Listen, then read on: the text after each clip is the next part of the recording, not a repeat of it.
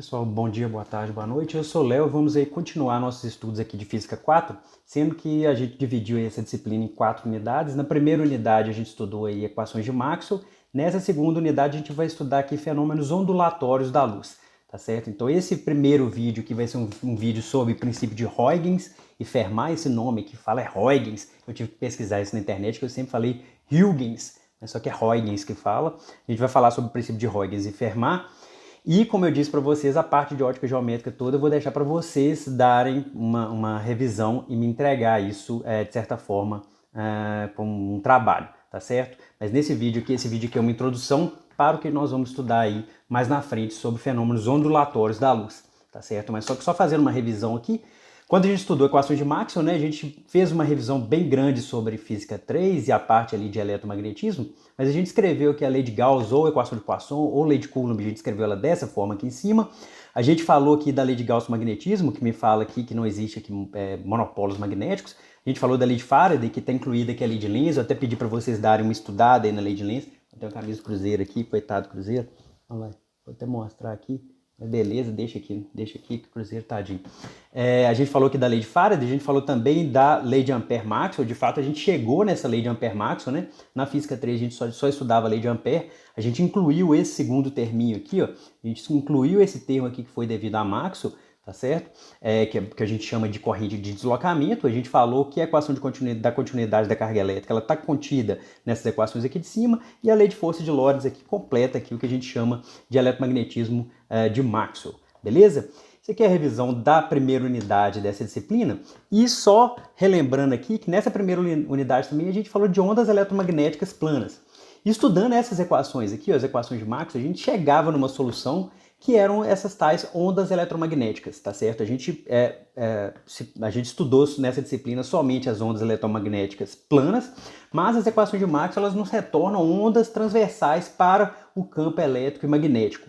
Transversais aqui, transversais à direção de propagação, tá certo? Então, dada aqui uma certa direção de propagação arbitrária, U, por exemplo, então aqui seria, o U aqui seria na direção de Z, nessa figurinha aqui em cima, com aqui K, o vetor de onda, que é igual a K na direção U, e esse K é 2π sobre lambda, lambda é o comprimento de onda dessa onda eletromagnética. Então, se eu tenho esse vetor de onda aqui, o meu campo elétrico e o meu campo magnético eles estão relacionados por essa equação aqui embaixo. Então o campo magnético é 1 sobre C, a direção de propagação, produto vetorial com o campo elétrico. E a gente viu que o campo elétrico e o magnético eles estão sempre perpendiculares, o campo elétrico é sempre perpendicular à direção de propagação e o campo magnético é sempre perpendicular à direção de propagação também. Ou seja, como conclusão do estudo das equações de Maxwell, a gente descobre que a luz é uma onda eletromagnética, certo? Bacana. A gente também falou sobre conservação de energia, né? A gente chegou nessa equação aqui, que a taxa de variação da densidade de energia do campo eletromagnético é dado por esse terminho aqui, J escalar E, que tem a ver com o trabalho realizado pelo campo eletromagnético em cargas livres, e tem aqui também esse divergente desse S. Esse S ele é o vetor de Poynting, e esse divergente desse S ele vai me contar o tanto de energia que está saindo de uma certa região do espaço através das ondas eletromagnéticas. Bacana, mas o que é a luz, né? Eu coloquei aqui essas figurinhas aqui tem um prisma aqui, né? A gente lembra daquela capa do disco do Pink Floyd, né? Mas a gente tem aqui um prisma que entra aqui luz branca, ela sofre aqui refração dentro do prisma, e a gente consegue ver essas cores aqui se separando aqui quando a luz passa por um prisma. A gente tem aqui umas lâmpadas aqui, emitindo luz aqui com o pessoal na festa. Tem aqui um arco-íris, né? O arco-íris é um fenômeno também óptico, né? A gente tem aqui um pôr do sol bem bacana aqui, com várias luzes, várias cores aqui. E esse último aqui é o efeito Glória, depois vocês pesquisem aí, tá certo? Esse efeito Glória é um efeito muito interessante também. Glória não é do Cabo da Ciolo, não, né? O efeito Glória que chama esse efeito aqui. Mas o que é a luz, né? Mas e aí? O que é luz? Luz é o quê, né? Luz é uma onda, é uma partícula que acha que é esse trem de luz, né? Mas o que é a luz, então? Existem aí 3, eu coloquei aqui com interrogação aqui, que é uma coisa que a gente pode discutir, mas existem 3 aí descrições que a gente pode usar para fenômenos envolvendo a luz, ou fenômenos ópticos. Existe uma teoria corpuscular, que ela é bem antiga, ela já vem lá, gregos já tinham essa teoria corpuscular da luz, onde a luz seria formada por partículas, né? Mas o principal expoente aí dessa teoria corpuscular da luz seria o próprio Newton. O Newton ele tinha uma visão que a luz seria composta por partículas, a visão mecanicista do Newton. Existe uma outra vertente que é a teoria ondulatória da luz, que vem aí do Young, do Huygens e combinando ali com Maxwell. Por que combinando com Maxwell? Porque da própria teoria do Maxwell a gente retira que uma onda eletromagnética ela tem a velocidade da luz. Então a gente pode concluir ali que a luz ela é justamente um fenômeno eletromagnético. Existe aqui a teoria quântica, onde a gente não pode falar que nem é uma partícula, nem uma onda. A luz ela é composta aí por fótons, que são partículas quânticas, que elas seguem regrinhas ali da mecânica quântica. Às vezes apresentam fenômenos, às vezes assim, né? Esse às vezes bem entre aspas, porque não é às vezes assim meio aleatório não. Mas a luz pode apresentar fenômenos ondulatórios e fenômenos corpusculares também. Mas e aí? Aí a gente vai estudar nessa disciplina, a gente vai estudar uma teoria ondulatória da luz. Tá certo? Mas vamos pensar aqui, né? A luz, dependendo em vários tipos de situações, a gente pode entender que a luz ela se propaga de forma retilínea. E isso lembra muito a propagação de uma certa partícula, certo? Uma bolinha de sinuca, você dá uma cutucada nela, ela vai seguir ali uma trajetória retilínea.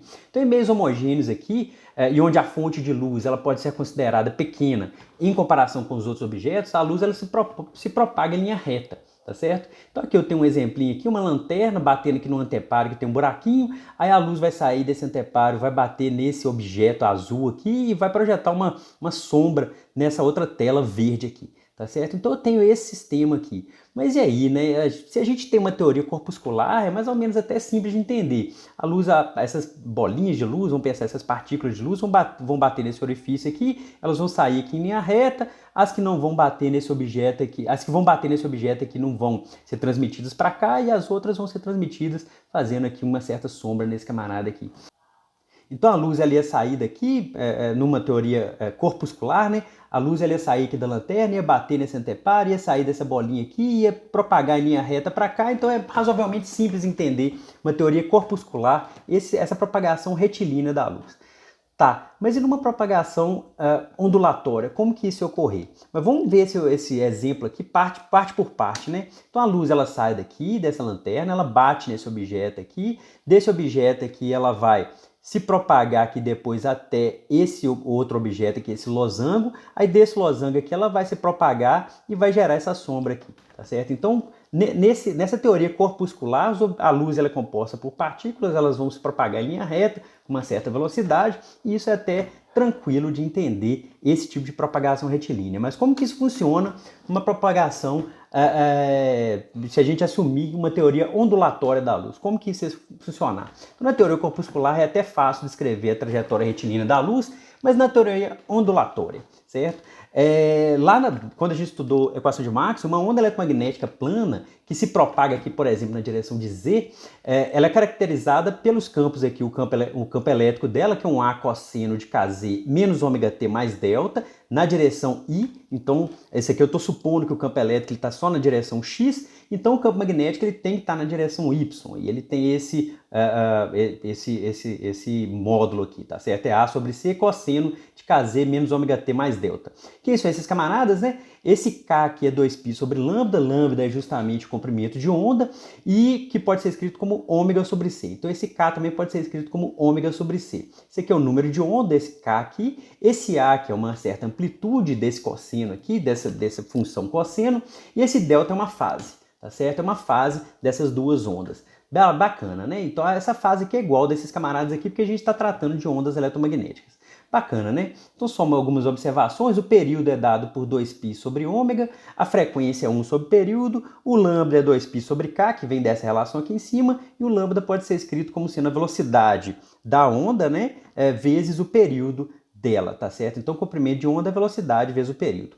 Então, a gente define uma frente de ondas. Então, vamos pensar aqui primeiro. Isso aqui a gente já tinha visto lá no nosso estudo de eletromagnetismo. A gente define uma frente de ondas como todos os pontos aqui alcançados simultaneamente por um determinado pulso e que possuem a mesma fase. Então, uma frente de ondas para a gente vai ser isso. São todos os pontos alcançados simultaneamente por um determinado pulso de alguma onda e que possuem a mesma fase. Então, do ponto de vista ondulatório, a ótica geométrica ela é uma aproximação válida para comprimentos de onda pequenos em comparação com todas as dimensões envolvidas. Ou seja, se o comprimento de onda dessa luz que sai dessa lanterna é muito pequeno em comparação com todos esses outros objetos aqui, a gente fala que beleza, do ponto de vista ondulatório, que a ótica geométrica é uma aproximação válida para esse tipo de comprimento de onda. É isso que a gente está querendo dizer. Tá certo? Mas vamos conversar mais um pouquinho sobre essas tais frentes de onda. Então a gente define aqui uma frente de onda, vou ler isso aqui de novo, que isso é importante.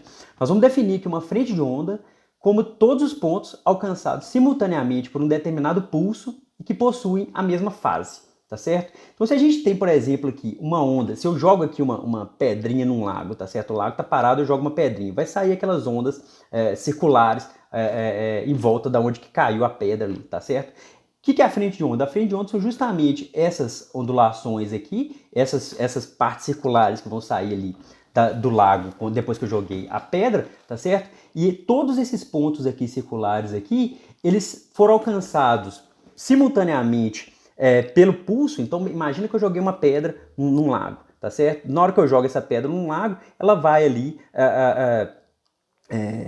vai sair algumas ondas circulares desse lugar que saiu, que eu joguei essa pedra, tá certo? Então na hora que eu jogo essa pedra e sai essas ondas, sai esses pulsos circulares, todos esses pulsos circulares eles chegam até um certo ponto simultaneamente. Então esse pulso circular que saiu pequenininho, ele vai crescer ali, ele vai se propagar ali, tá certo? Eles vão chegar simultaneamente a algum ponto. Tá certo? E todos esses pontos eles possuem a mesma fase. A gente chama esse camarada de uma frente de ondas, tá certo? Então a gente pode ter aqui uma frente de ondas circular e uma frente de onda plana. Então todos esses pontos aqui, em cada um desses planos aqui, chegaram simultaneamente a esse ponto e todos possuem a mesma fase, tá certo? E esse raio de onda aqui é a direção de propagação desse camarada.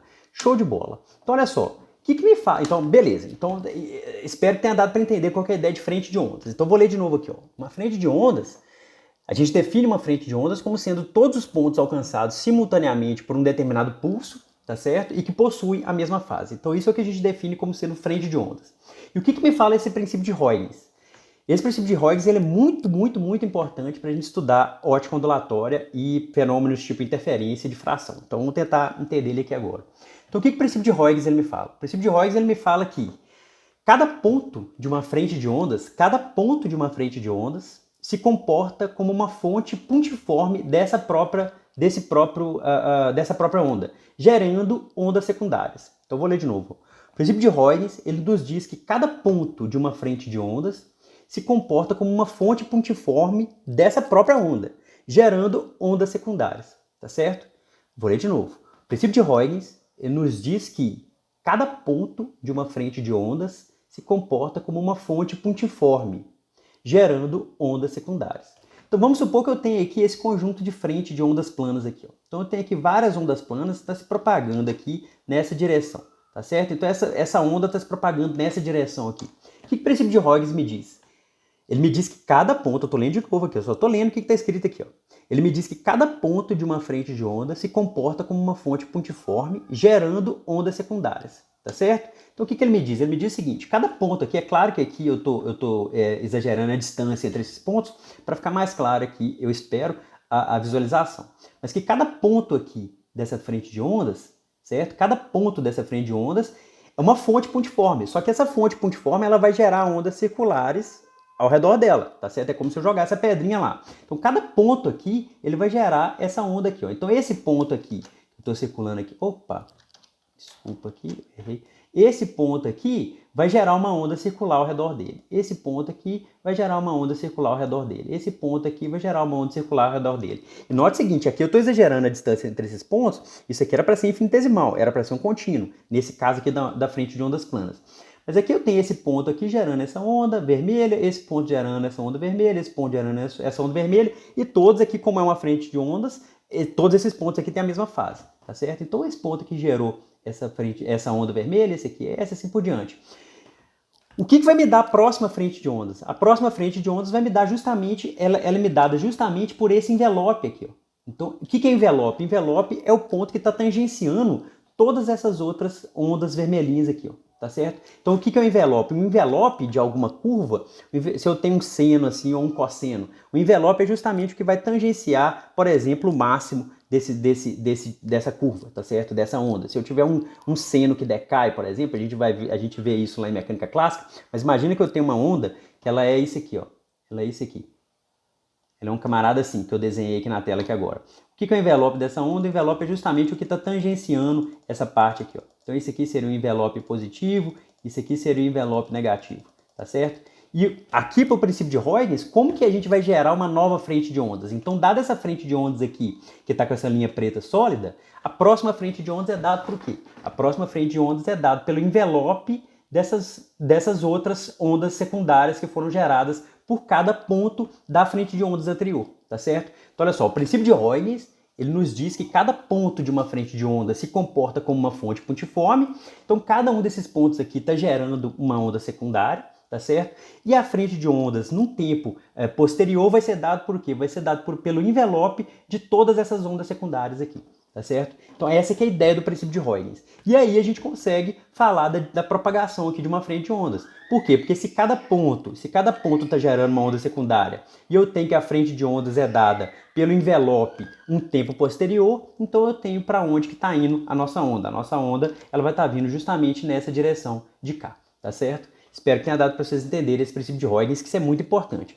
Isso aqui para uma frente de ondas planas, a gente consegue entender isso fácil, e para uma frente de onda circular. Como é que vai funcionar isso aqui, né? Da mesma forma. Então eu tenho aqui todos esses pontos verdes aqui, eles vão ser esses pontos que são fontes pontiformes, tá certo? E eles vão gerar aqui ondas secundárias. E o que é a nossa frente de ondas num tempo posterior? Vai ser justamente um envelope dessas ondas secundárias, tá certo? Essa que é a ideia do princípio de Huygens. E isso vai ser muito importante para a propagação da luz, que a gente vai estudar mais para frente, beleza? Então o que o princípio de Huygens me diz? Ele me diz que dado uma frente de ondas planas que está se deslocando, por exemplo, aqui para a direita, cada ponto desse aqui vai gerar uma onda secundária e a frente de ondas num tempo posterior é justamente dado pelo envelope dessas ondas secundárias que foram geradas pela frente de ondas, certo? E numa frente de onda circular, a mesma coisa. Então, cada um desses pontos aqui vai gerar uma onda secundária e a frente de ondas é dada pelo envelope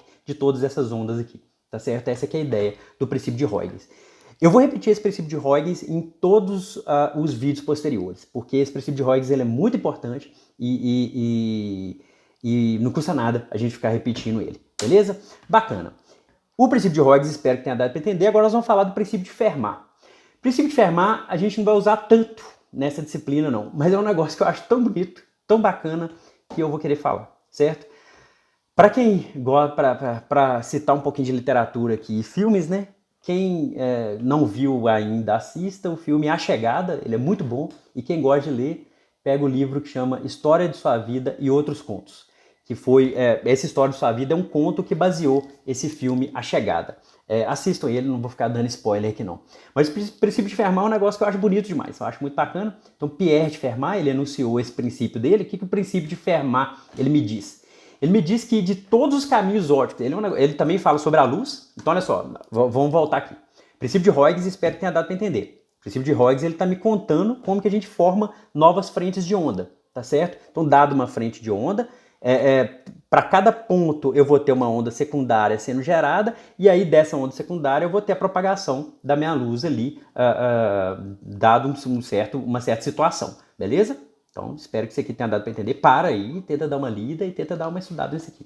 O que o princípio de Fermat ele me diz? Ele me diz que de todos os caminhos óticos possíveis, eu vou ler isso aqui com muita calma.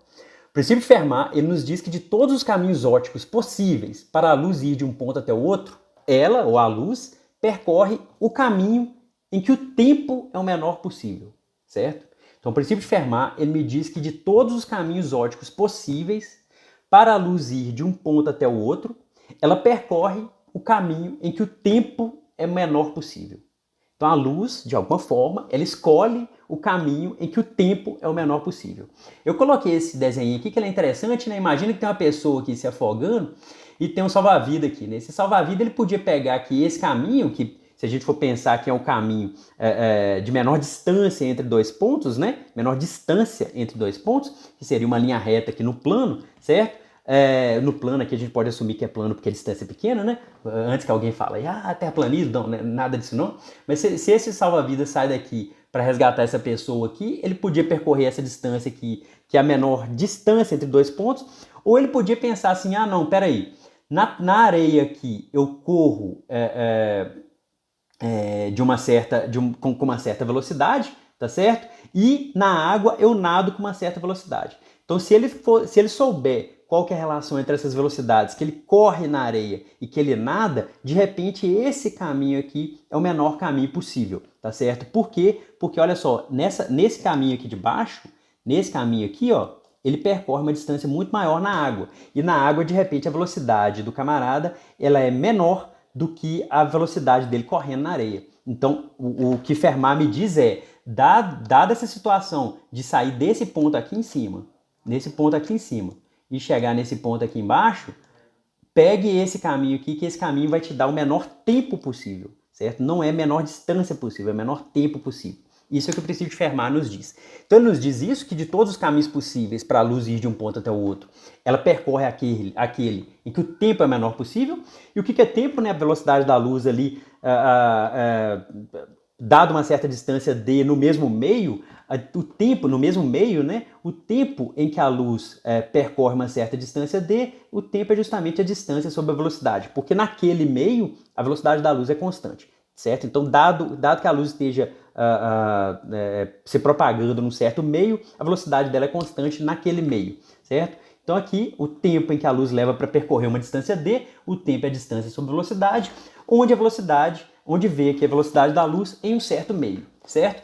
Então a gente vai definir aqui o índice de refração absoluto como sendo n é igual a c sobre v. Índice de refração é o quê? É uma relação entre a velocidade da luz no vácuo e a velocidade da luz num certo meio. Então esse índice de refração ele é sempre maior ou igual a 1. Para quem quiser se adentrar um pouco mais sobre índice de refração, eu aconselho estudar no Feynman. Eu vou deixar na descrição o capítulo do Feynman, que ele fala sobre a origem do índice de refração. Se a galera pedir aí, de repente eu faço no futuro aí, que eu não sei quando, dá para fazer um vídeo aí sobre essa origem do índice de refração. Mas aqui nós só vamos definir isso. Então a gente vai definir aqui o índice de refração absoluto, como sendo aqui esse n é o que eu vou chamar de índice de refração, é a velocidade da luz no vácuo dividido pela velocidade da luz em um certo meio, certo? Então, dado que a luz esteja se propagando num certo meio, o índice de refração desse meio é a velocidade da luz no vácuo dividido pela velocidade da luz nesse meio. Então, o tempo, eu estou falando do tempo, né? Então, o tempo que a luz leva para percorrer uma certa distância d, substituindo aqui essa velocidade por essa relação aqui do índice de refração, o tempo é justamente nd sobre c, tá certo? Então o tempo é nd sobre c. E a gente chama esse produto nd, o índice de refração, vezes a distância que a luz percorreu num certo meio, a gente chama isso de caminho óptico. Caminho óptico, então, é o índice de refração vezes a distância que a luz percorreu num certo meio, tá certo? Então, como c é constante aqui, o princípio de Fermat, olha só, é só a gente pegar essa relação aqui, ó. Se eu tenho essa relação aqui, se a velocidade da luz é constante, então o que o princípio de Fermat ele está me falando é que o caminho óptico percorrido pela luz ela é sempre mínimo, tá certo? Se eu quero minimizar o tempo, eu posso minimizar também o caminho óptico, beleza? Então bacana, né? E aí vamos fazer um exemplo, vamos fazer uma continha aqui.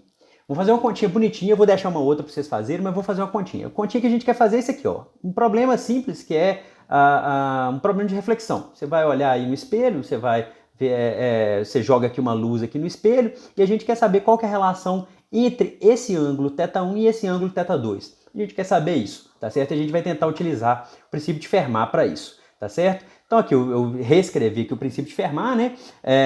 Então eu reescrevi tudo que eu já tinha escrito lá atrás, que ele me fala que de todos os caminhos ópticos possíveis para a luz ir de um ponto até o outro, ela percorre um caminho óptico tal que o tempo é o menor possível. Isso me dá também que o caminho óptico tem que ser mínimo, certo? Então vamos pensar nesse problema aqui, ó. A luz saiu desse ponto 1 e tem que chegar nesse ponto 2, tá certo? Então ela vai percorrer esse caminho aqui, ó, esse caminho vermelho, certo? Beleza, né? Então olha só, ela vai percorrer essa distância total L. O que é L? L é essa distância que sai aqui desse ponto 1 e chega no ponto 2. Vocês estão vendo que tem dois triângulos aqui, né? Eu tenho um triângulo aqui, ó, que é esse triângulo aqui, e tenho esse triângulo aqui, ó. Beleza?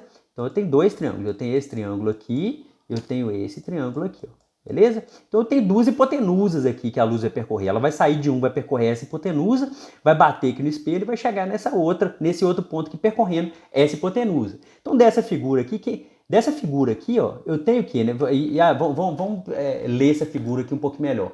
Quem que é A? Esse Azinho aqui é a altura, que é a distância até o espelho, ou essa altura aqui, essa distância até o espelho, desse ponto 1 até o espelho, certo? Quem que é X? X é a distância aqui ao longo aqui, né? A gente podia até chamar aqui de X, isso aqui seria X, isso aqui seria Y, certo? Só para ficar mais claro, mas aqui eu tenho X e Y. Então essa distância X aqui é a distância aqui horizontal do ponto da distância horizontal do ponto que a luz saiu a distância horizontal percorrida pela luz desse ponto 1 até onde que ela bateu no espelho. Quem que é Dzão? Esse Dzinho quer dizer, quem que é Dzinho? Dzinho é a distância horizontal desde esse ponto 1 até o ponto 2. Então, Dzinho é a distância horizontal do ponto 1 até o ponto 2, certo? E quem que é Bzinho? Bzinho é justamente a distância do ponto 2 até o espelho, tá certo? A distância aqui perpendicular do ponto 2 até o espelho, certo? Então, beleza. Então, dessa figura aqui, a gente nota o quê? Que primeira coisa, a gente sabe que a distância que a luz percorre é igual a C vezes T. E aqui eu estou assumindo que esse meio que a luz propagou aqui, vamos assumir que a velocidade da luz é a velocidade da luz no vácuo, só para facilitar. Então, assumindo aqui que a velocidade aqui da luz nesse meio que ela está se propagando é igual à velocidade da luz no vácuo, só para facilitar, a gente nota o quê? A gente nota que a distância total percorrida pela luz, a distância total é L, o que é L? L é essa distância do ponto 1 até o ponto que ela bateu no espelho, mais a distância que ela bateu no espelho até chegar no ponto 2. É essa distância vermelha aqui, ó, tá certo? São essas duas hipotenusas, tá certo? Então a distância L total é a distância total percorrida pela luz. Isso aqui é igual à velocidade da luz vezes o tempo percorrido, o tempo que ela vai durar, o tempo que vai durar essa propagação de 1 até 2, certo? Então vou passar o C para o lado de cá, então eu tenho que T é igual a L sobre C. Então o tempo que a luz gastou para sair desse ponto 1 e chegar nesse ponto 2 é L sobre C, certo? Então esse aqui é igual ao quê? É igual a 1 sobre C vezes esse camarada em colchete. Quem que é esse camarada em colchete? É justamente essas duas hipotenusas. Se você notar aqui, ó, nota aqui que se eu fizer esse triângulo aqui e esse triângulo aqui, isso aqui é 90 graus, aqui desculpa que não está retinho, né? Então olha só, eu tenho um triângulo aqui que ele tem cateto igual a cateto igual a x. Eu tenho outro triângulo que ele tem um cateto igual a b e um cateto igual a d menos x. Esse tanto aqui embaixo aqui, ó, é justamente d menos x, certo? Beleza, né? Então faça esse desenho e tentem enxergar todos esses parâmetros aqui, certo? Então olha só, o tempo que a luz demanda para sair desse ponto 1 e chegar até nesse ponto 2 é o que? É 1 sobre c vezes essa hipotenusa, que é raiz de A2 mais X2, que é justamente essa hipotenusa aqui, que eu vou colocar de azul, certo? Então essa hipotenusa de azul é justamente esse camarada aqui, certo? E a outra hipotenusa que eu vou colocar aqui de verde, que é esse camarada aqui, é justamente esse camarada que eu vou sublinhar aqui de verde, certo? Então olha só, eu tenho aqui uma hipotenusa, que é o que? É raiz de A2 mais X2, eu tenho aqui raiz de A2 mais X2, e eu tenho a outra hipotenusa que é raiz de B2 mais d menos x ao quadrado. Por que d menos x? Porque esse tanto que eu coloquei aqui de rosa é justamente esse d menos x aqui, tá certo? Beleza? Espero que tenha dado para entender. Faça essas continhas aqui, essa continha é bacana de fazer.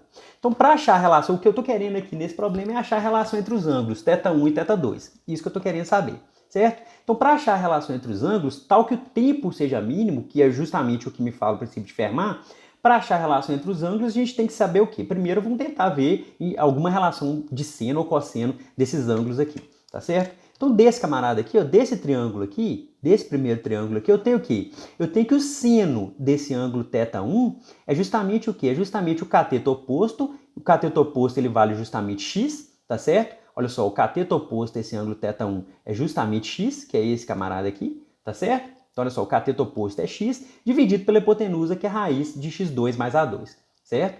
E o seno desse triângulo, o seno desse ângulo θ2 é justamente o quê? É o cateto oposto a esse ângulo θ2, o cateto oposto é justamente d menos x, então, olha só, d menos x é justamente esse camarada aqui, esse aqui é d menos x, tá certo? Então, eu tenho o cateto oposto dividido pela hipotenusa, o cateto oposto é justamente d menos x, e a hipotenusa é raiz de d menos x ao quadrado mais b ao quadrado, tá certo? Então isso aqui a gente anota isso aqui e deixa isso aqui anotado. Isso aqui é só uma relação de seno desses ângulos θ1 e θ2, beleza? Quem que é θ1 e θ2? São esses ângulos com relação a essa normal. O que é normal? Normal é perpendicular a esse espelho onde a luz bateu, tá certo? O que eu vou fazer aqui agora? Então, beleza. Então, agora, até então, o que eu fiz? Eu achei qual que é a distância que a luz percorreu. Dessa distância que a luz percorreu, eu achei o tempo necessário para ela percorrer essa distância nesse meio, tá certo? Achei uma relação entre esses ângulos θ1 e θ2. O seno de θ1 é igual a esse camarada, o seno de θ2 é igual a esse camarada aqui, certo? Agora eu vou utilizar o princípio de Fermat. O que o princípio de Fermat ele me diz? Ele me diz que a luz ela percorre essa distância gastando o mínimo desse tempo aqui, ó, tá certo? Ela vai percorrer essa distância tal que o tempo necessário para percorrer essa distância seja mínimo. Como que a gente encontra o mínimo de alguma função? Aqui eu tenho uma função aqui, ó, de t em função de x. A é constante, D é constante, B é constante. Mas esse x aqui eu estou deixando como um parâmetro variável para a gente estudar esse problema. Então eu tenho uma função aqui de t por x. Como que eu faço para achar o mínimo? O mínimo eu posso, por exemplo, derivar isso aqui em função de x igual a zero, tá certo? Então vamos derivar essa função aqui em relação a x. Quando eu derivo t em relação a x, eu tenho esse camarada aqui, ó. E se isso aqui for igual a zero, eu posso ter um ponto de máximo ou de mínimo. No caso aqui vai ser de mínimo.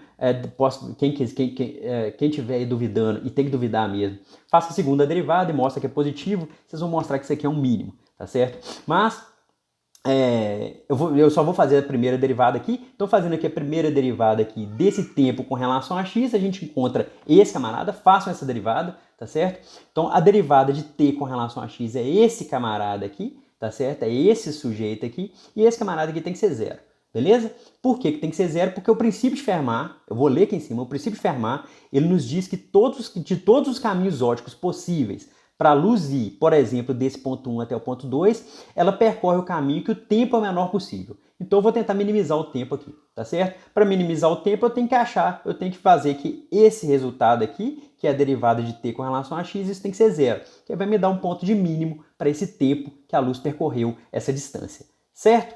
Bacana, olha só, mas só que se isso aqui é igual a zero, olha só, se esse termo aqui é igual a zero, se isso aqui é igual a zero, isso significa que esse x sobre raiz de A2 mais x2 tem que ser igual a d menos x sobre raiz de B2 mais d menos x quadrado, que foi o que eu escrevi aqui embaixo, certo? Então isso aqui me implica nesse camarada aqui, ó. Então bacana, né? Então olha só, esse camarada que eu circulei aqui está me implicando nesse sujeito aqui. Mas quem que é esse sujeito aqui? E desse lado esquerdo aqui eu tenho justamente o seno de θ1. E desse lado direito eu tenho justamente o seno de θ2, certo? Então, olha só, isso é bonito. Do princípio de Fermat, a gente tira do princípio de Fermat, a gente não assumiu que o θ1 é igual a θ2. Eu não assumi isso hora nenhuma. Do princípio de Fermat, a gente concluiu, utilizando o princípio de Fermat, a gente conclui que o seno desse ângulo θ1 tem que ser igual ao seno desse ângulo θ2. Como eu estou aqui nesse plano e se propagando dessa forma, isso aqui vai me implicar que o ângulo θ1 tem que ser igual ao ângulo de θ2, certo? Então, olha só, utilizando... Isso é bonito, não sei se vocês acham, mas eu acho. Utilizando o princípio de Fermat, a gente conclui que o ângulo de incidência tem que ser igual ao ângulo de reflexão. Vou repetir. Utilizando o princípio de Fermat, a gente conclui que o ângulo de incidência tem que ser igual ao ângulo de reflexão, tá certo? Isso é muito bacana.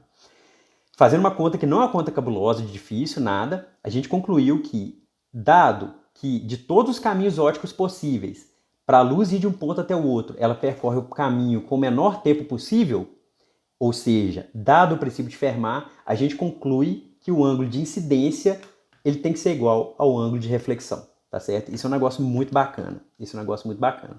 Eu vou deixar de tarefa aí para vocês.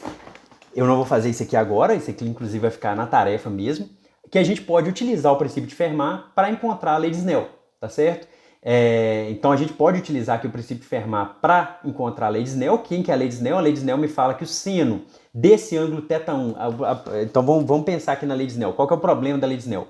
A luz vai sair desse ponto 1 e vai chegar nesse ponto 2, percorrendo aqui dois meios com índices de refração diferentes, tá certo? Então a luz vai sair desse ponto, vai bater nessa interface aqui e vai percorrer até esse ponto 2. E esses dois meios aqui, eles têm índices de refração diferentes, ou seja, a luz ela tem uma velocidade nesse meio aqui de cima, ela tem uma velocidade diferente desse meio aqui de baixo, tá certo? Então isso é importante. Então a velocidade da luz nesse meio aqui de cima é diferente desse meio aqui de baixo. Isso aqui é o problema de refração, tá certo? Então a lei de Snell ela vai nos dar uma relação entre esses ângulos θ1 e θ2 para o problema da refração, tá certo? Nesse caso aqui que a gente estudou cá atrás, a gente estudou o problema da reflexão da luz. Aqui eu vou deixar para vocês estudar o problema da refração da luz. Então a gente pode usar o princípio de Fermat para encontrar a lei de Snell.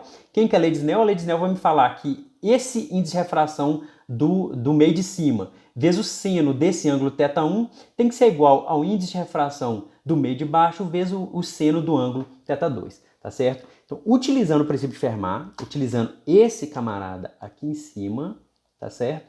Utilizando esse camarada aqui, com relações trigonométricas igual a gente fez nesse problema da reflexão, a gente consegue concluir a lei de Snell. Isso aqui eu vou deixar para vocês darem uma brincada, tá certo? Então, qual que seria a ideia desse vídeo? A ideia desse vídeo é, primeiro, a gente falar que a gente vai estudar fenômenos ondulatórios da luz. Para falar de fenômenos ondulatórios da luz, um princípio ele é fundamental, que é o princípio de Huygens. O que o princípio de Huygens me diz? Que dado uma frente de ondas, o que é uma frente de ondas? A frente de ondas ela é definido, o ponto onde um certo pulso chega simultaneamente com a mesma fase. Então, dada uma certa frente de ondas, cada ponto dessa frente de ondas ele gera ondas secundárias. E a próxima frente de ondas ela é dada pelo envelope dessas ondas secundárias, certo? Então o princípio de Huygens me fala isso, e eu queria muito ter falado sobre o princípio de Fermat. O princípio de Fermat é um negócio muito legal e dá pra gente tirar todas essas conclusões com relação à propagação da luz também. Para essa disciplina a gente vai utilizar mais o princípio de Huygens. Então utilizando o princípio de Huygens a gente vai conseguir concluir tudo que a gente quer com relação a fenômenos ondulatórios da luz. Espero que tenha dado para entender, não sei se ficou meio confuso, mas beleza. Um grande abraço, falou, tchau!